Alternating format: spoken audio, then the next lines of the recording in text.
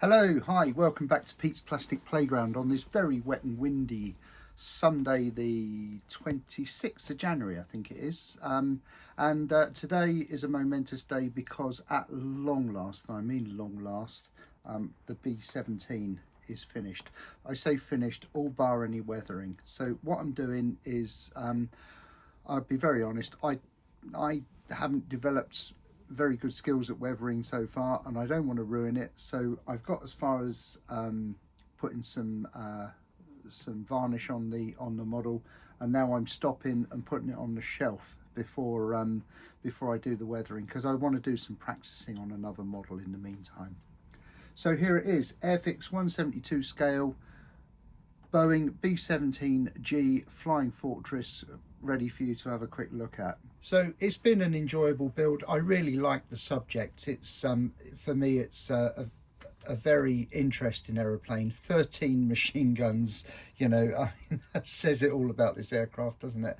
And all the time I've been building it, you can't help but think of all the horrors that that the crews of these aircraft went through during World War II. Incredibly brave kids, and you know, you just got to remember them and thank them for their sacrifice, really. So there it is, Airfix B17G, done as but not yet weathered. And when I do weather it, which I shall, because it doesn't, you know, it doesn't look right without it, in my opinion.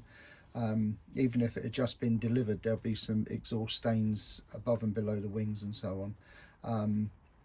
But there it is, Airfix 172 B17G Flying Fortress, and Joe is going to stitch together some stills that I took throughout the build, so you'll be able to see the progress as it went on that. So so there it is.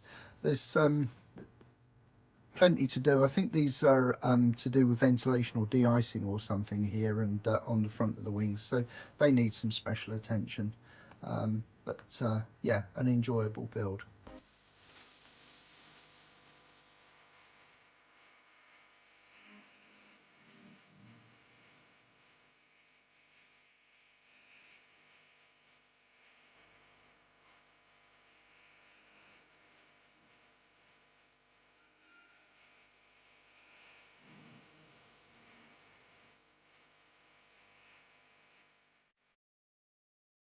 So I hope you enjoyed seeing that that little clip of the build of the B17. So now is new kit day. The workbench is empty. There's nothing there at all. There is a new cutting mat coming today from Amazon, so I'm looking forward to that. But time to select a new kit. Now I have to say I am deviating away from previous suggestions, particularly in the top 10 list of kits that I want to build. I'm moving away from that because I've done about 5 or 6 in a row now. I could do a little Mustang, could do a little Typhoon, but I've, you know, my prerogative. I'm choosing what to build. The next kit is in this section of the stash. These tend to be 172 and 148 aircraft. It's not coming from there.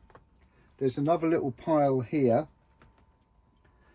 But the kit I'm going to build next, and I know you're all looking at the Bristol Super Freighter because I said I was going to build it sooner, but I'm actually going to go with the Beaufighter, an FW190 Dogfight double.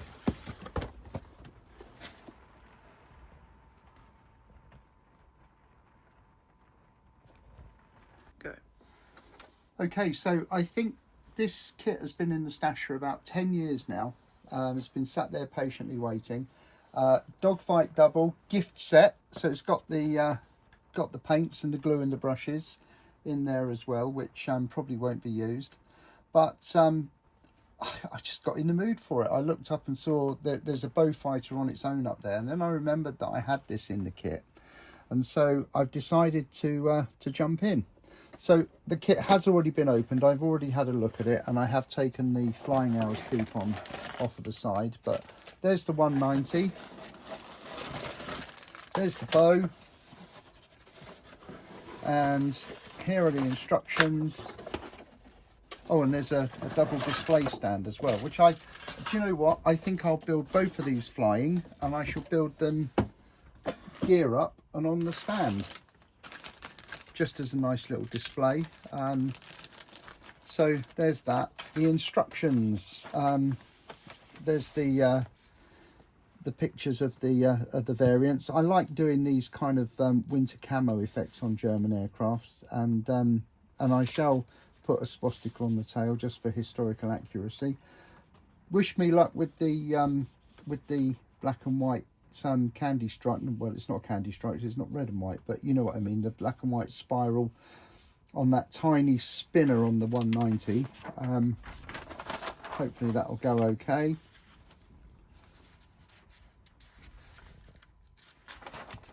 The Beaufighter is first in the book, so I shall start with the Beaufighter. Looks like a nice little assembly. I think this is from what I can tell, this is a good tooling. It goes together quite well apparently, and it's fairly well detailed. Panel lines and so on, we'll have a look in a minute, but again, it's not too complex to put together, and also the colour scheme isn't too complex to paint either. There's a couple of curved sections where the sky colour underneath the aircraft goes up and meets the main fuselage colour, so that'll have to be masked off carefully. But apart from that, it's just two colours to paint, which appeals to me. So looks like a fairly straightforward build. A selection of decals there. Going back to the B17, you know, one of the problems I had was that the decals were positioned fairly close together, a bit too close for comfort really. But anyway, some nice colourful emblems for the 190, and there's a couple of green hearts on there, so that'll bring a pop of colour to the aircraft. So nice set of decals to go on, and as I say, a fairly straightforward colour scheme for the Beaufighter, which I won't struggle with. The Focke-Wulf 190, again a more updated kit than the Airfix original, but looks very nice. I don't think I've ever built the Airfix F190 before, so it'll be an interesting little project. So there it is, goes together quite quickly by the look of things, and a fair bit of care to be taken. Unusually, look, I've never noticed that before. Used to the splinter camo. Did I say camel? The splinter camo on Luftwaffe aircraft is usually quite straight and angular, but on this one it's curved. I never noticed that before, so I shall go with that. Alternative rudder colour, no, I think I'll stick with the white. That will look better. So let's have a little look at the don't know what sort of state that paint's going to be, but I think on the whole we'll discard that and just use it for guidance. So I'll open the Beaufighter first so we can have a little look inside.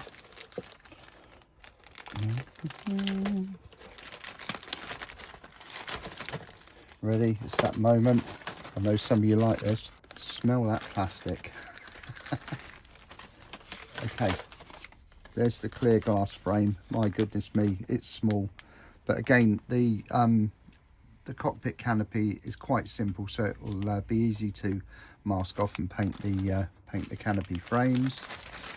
Right, what have we got? We've only got 3 sprues, fuselage halves, engine nacelles, undercarriage covers and so on, rudder, vertical stabilizer, and a couple of crew members. That's quite nice. We'll get those in there. That's that sprue. That is sprue B, frame B. This one, oh, there are 4 frames. Sorry, I got kerfuddled there.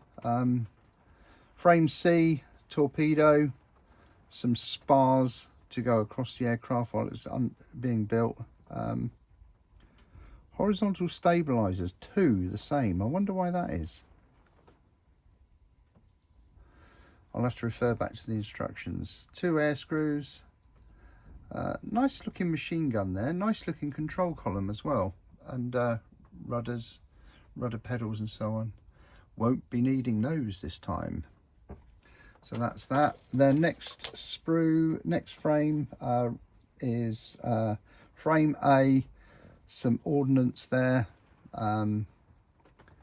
engine pieces, wheels, and engine cowlings and fins there. And then the last one is frame D, which, as you can see, is the main wings. So so there we are, quite nice. I'm still a bit mystified by those two identical looking horizontal stabilizers. I wonder why that is. Is there an alternative variant? Oh, actually, they're not identical. There is an alternative variant, so I'll have to research that and make sure I put the right one on. But for now, it's going back in the bag. I am going to start building this afternoon, actually. Some people in my family are going out for the afternoon, so I shall have a clear conscience to sit in here and watch back-to-back football on Sky. Right, let's get the FW190 as he knocks all the paint over. Okay, so let's make our way into the FW190 and have a quick look at the frames on there. Right, again, first one out, cockpit canopy, fairly straightforward, simple to mask up, easy peasy. First frame that I'm picking up is unmarked, but oh no, sorry, no, it doesn't give a frame. Oh no frame number, but you can see it's the lower section of the wings and the lower section of the fuselage, all pretty standard for a 172 single engine fighter, really. Pilot there, nice little tub, nice cockpit assembly there, and then fuselage halves, engine, all fairly rudimentary, and an air screw there. So God, it's tiny, but I'm going to enjoy it, take my time over it and make a successful build. And it'll be nice to have it on display on that twin stand. I did the same thing with the Mustang and the ME262 a couple of years ago. So that's it, that's the update from Pete's Plastic Playground for now. And stay dry, stay safe in the wind, and thank you very much indeed for watching. Bye for now, folks. Cheers.